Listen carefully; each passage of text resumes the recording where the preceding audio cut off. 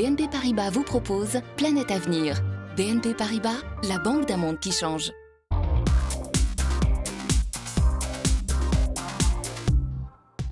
Tout le monde connaît Sheryl Sandberg, la numéro 2 de Facebook, Marissa Mayer chez Yahoo ou encore Virginia Rometty, PDG du géant IBM. Mais il faut reconnaître que ces femmes dirigeantes font figure d'exception dans cette nouvelle économie encore très masculine. Pourtant, nous allons voir que tout ça est en train de changer, que les femmes sont décidées à jouer un vrai rôle dans la 4e révolution industrielle. Nous allons donc nous intéresser à ces femmes qui s'éclatent dans le digital. Voici d'abord l'état des lieux en France en quelques chiffres.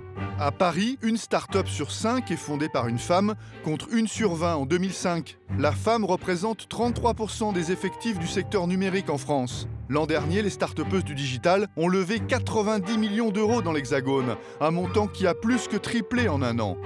La parité est encore loin, mais ça progresse d'année en année. Et surtout, les femmes réussissent dans cette nouvelle économie dont des pans entiers restent à inventer. Et pour cela, il existe dans la capitale un incubateur, Paris Pionnière, qui s'adresse en priorité aux startups qui ont au moins une femme aux commandes. Caroline Ramad est la maîtresse des lieux. Pourquoi est-ce qu'en fait on a fait ce projet de Paris Pionnière? C'est qu'en fait on a constaté qu'il y a un temps de maturation beaucoup plus long dans les projets portés par des femmes. Il y a une sorte de syndrome un peu de la perfection. Et nous, ce qu'on veut apprendre, c'est grâce au Lean Startup, grâce finalement en montant son premier minimum viable product, ça permet aux femmes d'aller apprendre à échouer plus vite à petite échelle. En fait, le risque majeur, c'est des projets qui vont avoir un temps de maturation très long, qui vont coûter du coup très cher et qui ne sont pas allés rencontrer leurs clients. On leur apprend aussi à prendre la parole, à pitcher et surtout face aux investisseurs à demander toujours 3 fois plus d'argent puisqu'elles ont tendance à demander 3 fois moins. Alors les investisseurs ou les business angels, il faut savoir que c'est quand même 95% d'hommes. Donc de toute façon, c'est des pratiques, c'est une manière d'être qui est parfois un peu cowboyish. On doit raconter qu'on est le meilleur, on a la meilleure start-up, on doit rassurer son investisseur. L'idée, c'est maintenant de leur dire, mais non, mais attendez, non seulement vous avez un bon produit, il faut y aller. Il faut être un peu des cowgirls. Et il faut être un peu des cowgirls. Effectivement, on avait lancé un événement qui s'appelait Wonder Woman of Paris et c'est un peu ça qu'on voulait dire. C'est vraiment, on veut les aider via l'empowerment à dire maintenant, vous foncez quoi. Paris Pionnière incube en permanence 30 startups avec au moins une femme à leur tête. Et parmi elles, une CTO, c'est-à-dire une directrice technique, une espèce rare. Mathilde Lemay est ingénieure et fondatrice de la start-up Sophies. C'est elle qui a mis au point sa propre plateforme. Et une fois n'est pas coutume, c'est donc un homme, Maxime, qui s'occupe du marketing au sein de la start-up. Sophies est une application mobile qui permet aux jeunes femmes de découvrir et de partager leurs activités en se géolocalisant. Mais au-delà de son business, Mathilde a un combat à casser l'image encore trop masculine du code, le langage informatique.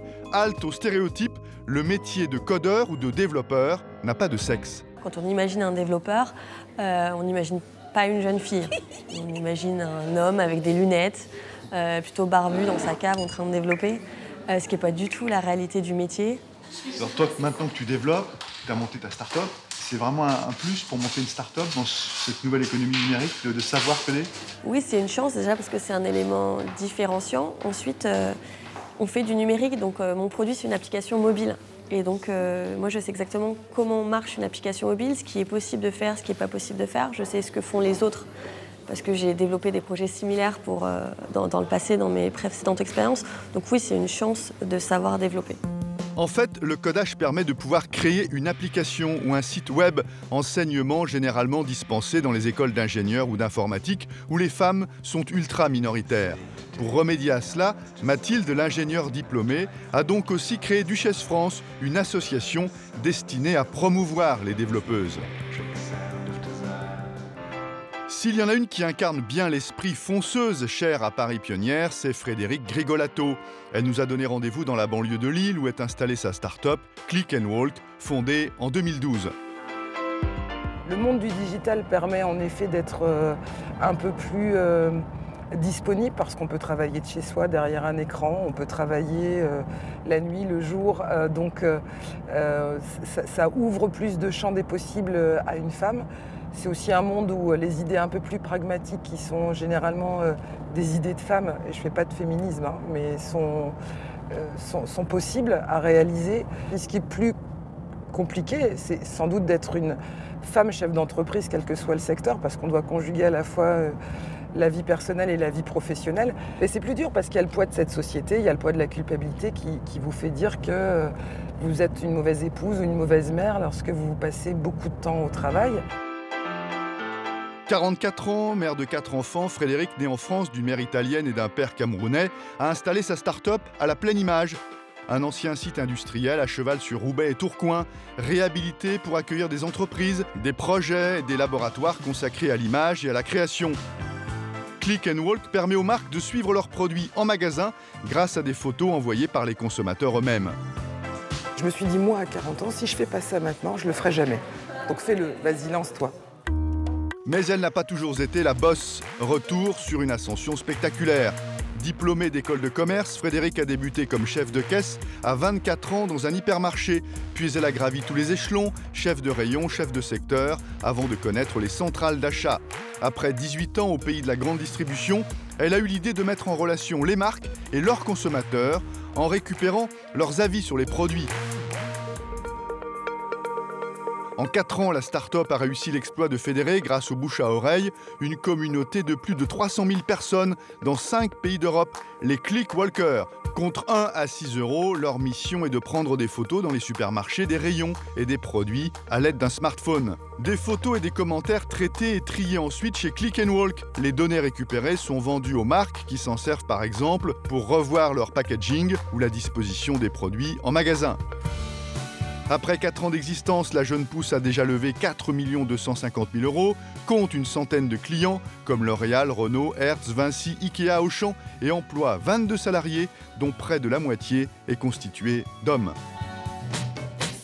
S'il y a bien un domaine dans lequel les femmes cartonnent, c'est le e-commerce. Vestiaire collective, vide dressing, shopked.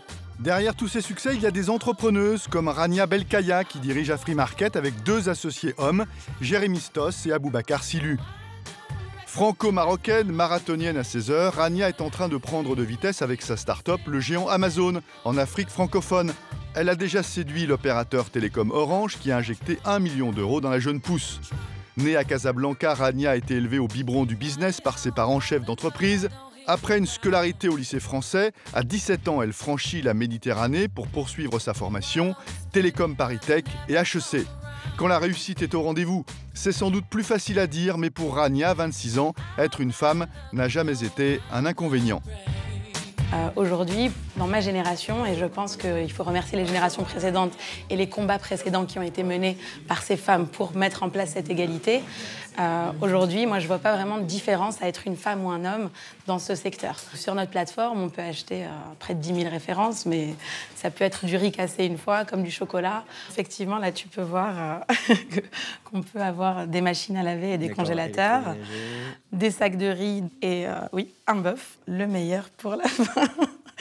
Le chameau. D'accord, le chameau. Ce système permet de lutter contre l'économie informelle, l'argent envoyé n'est pas dilapidé, mais le principal avantage est un taux de commission de 5% seulement sur les transferts, contre plus du double pour les géants américains qui tiennent les 3/4 de ce marché. Afri Market tisse donc sa toile en Afrique de l'Ouest, là où le mastodonte Amazon n'a pas encore osé s'aventurer.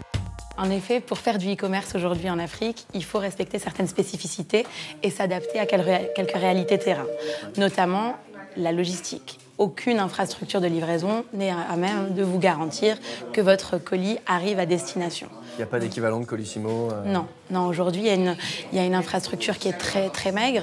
Et donc, il faut tout construire de zéro pour pouvoir assurer la livraison de produits frais, une livraison jusqu'au dernier kilomètre. Et ça, c'est un réel challenge qu'on s'attelle à faire tous les jours.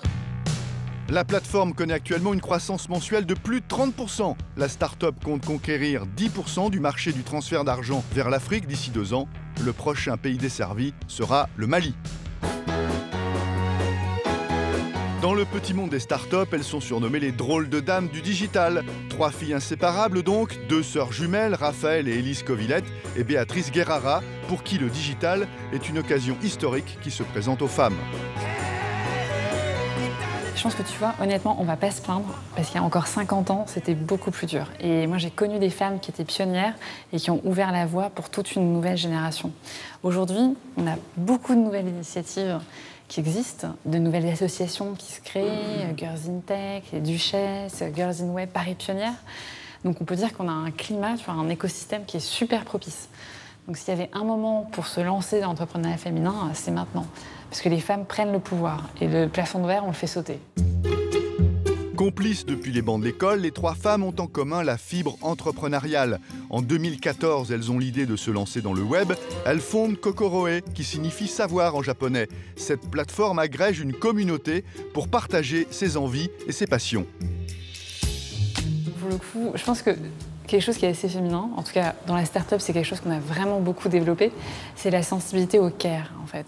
Le soin qu'on apporte à la communauté. Et c'est quelque chose qui fait notre succès aujourd'hui. On prend vraiment soin de notre communauté.